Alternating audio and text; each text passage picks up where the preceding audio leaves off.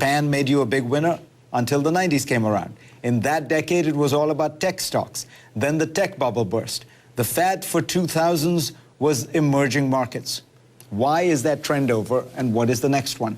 Ruchir Sharma's book, Breakout Nations, is now out as a paperback this month. Welcome. Thanks. So, you predicted this in the book, but let's take a look at this first chart and see how the growth in the BRICs, Brazil, Russia, India, China, has slowed down. It happened with all of them.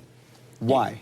Yes, I think that was the main point, that last decade, every emerging market boomed. But these hyped-up countries of the last decade are all slowing down. And the most stunning statistic I find is this, that in the coming few years, I think, Russia, South Africa, Brazil, these countries are unlikely to grow much faster than the US, at about 2.5% or so. So this entire concept that all these markets and economies were destined to catch up with the US is now being questioned as they run into their own domestic problems. Look at the second graph you have, which shows you what has happened in terms of the equity markets here.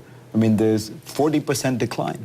What this tells you is that these markets are disappointing because growth expectations are not being met. Now, Brazil's growth rate last year was 1%. Russia's growth rate this year should be no higher than 3%. India's growth rate has slowed down from 9% down to 5%. Now, you may say 5% is not too bad, but there are 2 points here. One, India's per capita income is only $1,500. At that per capita income level... Compared with $45,000. Exactly. Right. At that per capita income level, a growth rate of 4 to 5% truly feels like a recession. And in India, that's really the mood there. There's a lot of economic gloom about what's happened out there. Talk about China, because China, after all, grown at 10% a year for 35 years. That's fastest growth in human history. Right. And of course, it's going to slow down. There is the Communist Party in its, I guess, 7th five-year plan says, we will slow down to 7%. That's still a pretty high number because China's per capita GDP is not 1,500, it's now 6,500. So they seem like they're still, Chinese growth is still considerable, just from a much higher base, they're going to grow somewhat slower. Yes. Listen, I've been a huge fan of what China has achieved. It is absolutely unparalleled.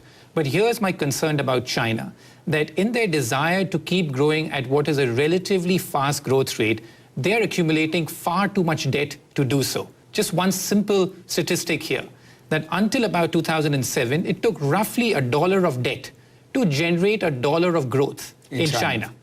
Last 5 years, it's taken more than $3 of debt to generate $1 of growth in China. People don't think of China as indebted. They think it has these huge foreign exchange reserves. The country doesn't run, I mean, its fiscal balance sheet is very good. What do you mean when you talk about debt? Well, if you look at this total debt of the system, not just the central government's debt, which many people focus on and which admittedly appears to be low, look at the total system's debt. It is 200% as a share of GDP. And at 200%, the total debt for China is the highest for any developing country in the world today.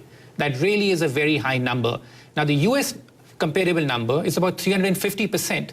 But remember, the US per capita income today is still many-fold that of China. So in fact, adjusted for that, I'd say China's debt problem today is more worrisome than that of the US. How do you feel about the US? Well, that's really the way sort of I end this book, which is I travel the world and I come to the conclusion that the US is not such a bad place. It really feels increasingly as the best house in a bad neighborhood, and especially in the developed world. There are many things the US has going for it, and I think those factors have all been under-recognized for the past few years, and now I think we're seeing a lot of people come to those conclusions. All of a sudden, the US is making it to the cover of magazines and stuff about how the economy is being more resilient because people are seeing what's happening in Europe, and they're seeing the way things are sort of unfolding in some of these large emerging markets and all the problems which are coming to the fore, and realizing that maybe the US is not that bad a place. Bottom line, you point out,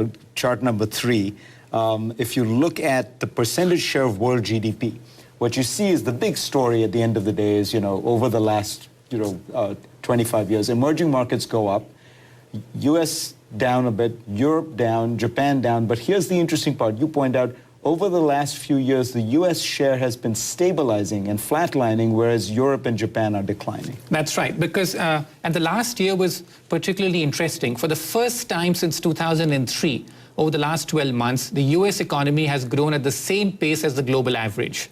So therefore, its share is stabilizing. Now, this is happening for two factors. One, that the rest of the world is doing quite poorly, including emerging markets. The growth rate in emerging markets has come down from about 7.5% in 2007 to about 4.5%. Still growing faster because the per capita income is lower, but the growth rates are down significantly.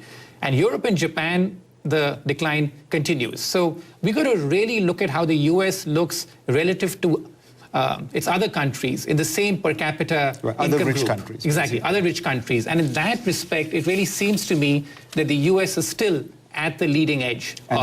And if you look at the future, you give us chart number 4, and you say, still a reason for optimism for the US, because look at this percentage share of global R&D. Other people are catching up, but at the end of the day, when you take a snapshot, we still dominate. We still dominate because the U.S. is the largest economy in the world, but even as a share of the economy, the amount that the U.S. spends on R&D is very high. I think only a couple of other countries in the world, such as South Korea and Israel, maybe spend a bit more as a share of GDP, but what the U.S. spends is a lot.